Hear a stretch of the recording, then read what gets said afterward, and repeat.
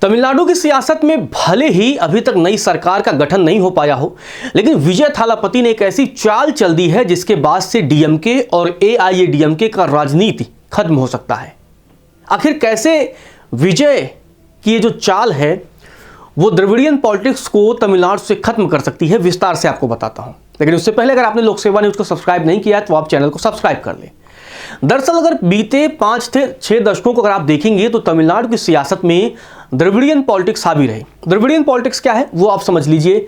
पहले तो तमिल लैंग्वेज को प्रायोरिटी देना है, तमिल कल्चर को प्रायोरिटी देना है। दूसरा, नॉर्थ इंडियन से नफरत की राजनीति। इसके अलावा अन्य भाषाओं से, जिसमें हिंदी या तमाम ऐसी लैंग्वेज हैं, उनसे नफरत की राजनीति। और यही राजनीति डीएमके और एआईडीएमके पिछले 5-6 दशकों से लगातार करते आ रहे थे। और विजय थालापति का उभार ऐसे वक्त में हुआ जब उन्होंने द्रविड़ियन पॉलिटिक्स को चुनौती दी। और खास बात है, चुनाव में सबसे बड़ी पार्टी बनकर उभरते हैं और 108 सीटों पर जीत हासिल करते हैं। हालांकि टेक्निकली उनके पास 107 विधायकों का समर्थन है।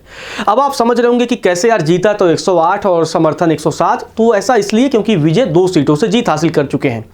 अब दूसरी तरफ अगर आप देखेंगे तो बहुमत से वो 10 सीटें दूर हैं।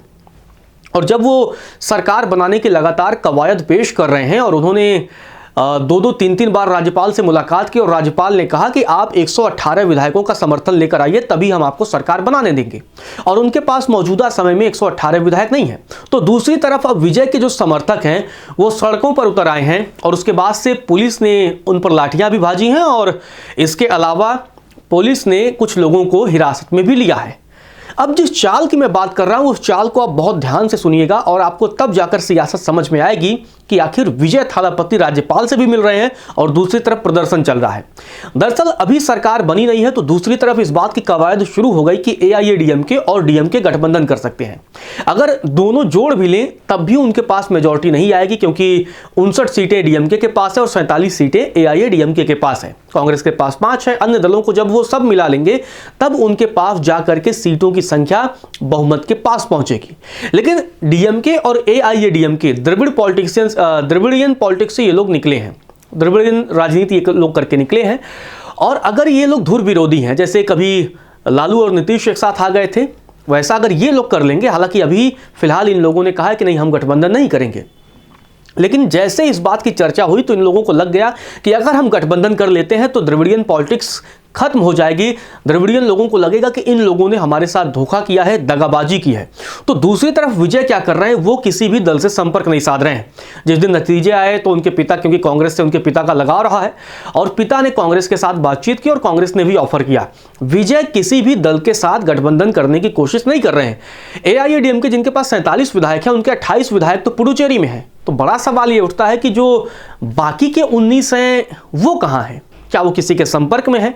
क्या वो सियासी गुड़ागड़ित या खरीद फरोख्त के डर में है? ये बड़ा सवाल है। तो दूसरी तरफ विजय राज्यपाल से लगातार मिलकर, राज्यपाल उन्हें डिक्लाइन कर रहे हैं, लेकिन जैसे ही 10 मई को विधानसभा का कार्यकाल खत्म होगा, विधानसभा पूरी तरीके से भंग हो जाएगी और उसके बाद राज्यपाल सबसे बड़ी पार्टी होने के नाते विजय को सरकार बनाने का न्योता दे सकते हैं। और फ्लोर टेस्ट की जहां तक बात होती है वो विधानसभा में होता है। अभी राज्यपाल के पास ये अधिकार है संविधान के मुताबिक कि वो सिर्फ मना कर सकते हैं कि आप सरकार 118 विधायकों का लाइए तब हम आपको देंगे। लेकिन फ्लोर टेस्ट की बात तब आएगी जब शपथ ग्रहण हो जाएगा और उसके पास से उन्हें बहुमत साबित करना होगा। और उस समय भी अगर विजय बहुमत साबित नहीं कर पाते हैं तो फिर से मध्यावधि, मतलब एक तरीके से फिर से तमिलनाडु में चुनाव हो सकते हैं। और अगर ऐसा चुनाव होता है तो विजय उन चीज़ों का फायदा उठाएंगे, क्योंकि विजय की जो राजनीति रही है वो डीएमके और एआईएडीएमके विरोधी राजनीति रही है। उन्होंने इन दोनों दलों को ठिकाने लगा दिया है। और अगर इन दोनों दलों के साथ वो गठबंधन कर लेते हैं, जैसा कि अरविंद केजरीवाल ने किया था 2013 में, जब वो आम आदमी पार्टी पहली बार चुनावी मैदान में थी और उस वक्त तब आम आदमी पार्टी ने जीत हासिल की, कांग्रेस के विरोध में आई, लेकिन कांग्रेस के साथ उन्होंने गठबंधन कर लिया।